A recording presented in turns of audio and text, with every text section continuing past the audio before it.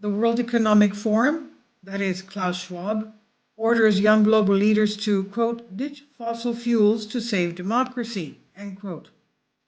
The World Economic Forum issued a directive to all of its young global leaders to ban all fossil fuels as part of its Great Reset agenda for humanity. The WF issued a paper yesterday, claiming that fighting climate change will save democracy as long as people stop burning coal, oil, and gas. The WF paper argues for the past 15 years democracy has been on a sharp decline. The WF paper states leading democracies must strengthen their economies and safeguard liberty. I'd like to know how they're going to strengthen their economies when they have no energy to produce anything or to feed their populace. Now, in addition, that ignoring progress towards a low-carbon economy could put democracies in greater economic peril, not less, while ordering Western companies to stop investing in fossil fuels. Western Journal reports the main idea of the paper is this: two global crises have come to a head: climate change and the decline of democracy. So wait a minute, the climate is getting worse, for which we know the solution is something akin to fascism, and yet there's a decline in democracy? Somehow freedom is slavery makes more sense. Barbier says transitioning to green energy is key to both tackling climate change and creating sustainable economies. We're already seeing that transition in progress.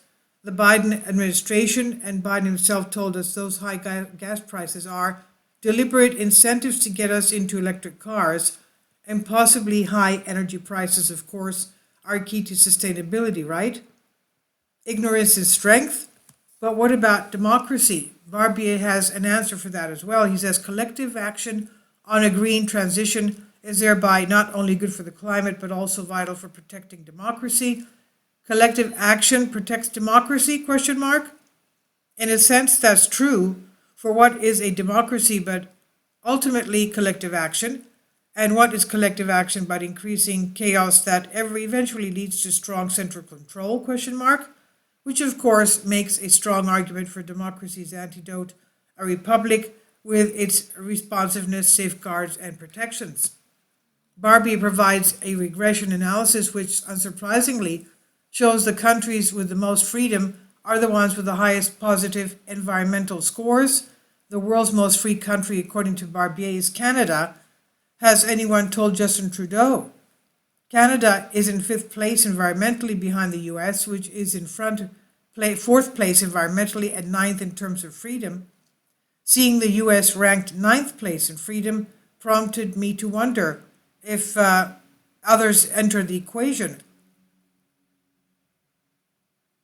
Barbier, describing the demise of democracy, provided a link that spoke of democracies, quote, being harmed from within by illiberal forces, including unscrupulous politicians willing to shatter the very institutions that brought them to power. This was arguably most visible last year in the United States, where people stormed the Capitol. Now, whatever, these people are so predictable in what they write. Ultimately, Barbier and the WF say underpricing fossil fuels leads to economic instability because of the 2020 spending of $5.9 trillion to subsidize the gas, oil, and coal industries. But another paper to which Barbier links that toots that $5.9 trillion says only 8% of that subsidy is for actual energy production. The rest, 92%, is for what are termed social and environmental costs and uncollected consumption taxes. Translation: those 92% of costs are whatever we say they are, and yeah, maybe we're making stuff up. Barbier also says taxes on fossil fuel usage need to be increased, and new monies from taxes or reduced fossil fuel subsidies should go right back into more greening of the earth. So if Barbier, Klaus Schwab, Biden, and the rest have their way, there'll be higher energy costs for us, and that will affect everything.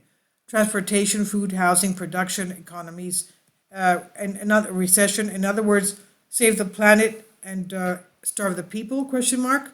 This is by Sean Adeltabaya News Punch. Please leave your comments. Thank you for your support. Kindly support my Patreon account. The daily posts are 5 videos daily, and they are totally different from what I have on my YouTube channel. Thank you so much for your support and that you find all my content so interesting. You'll find the Patreon account details in the description box below.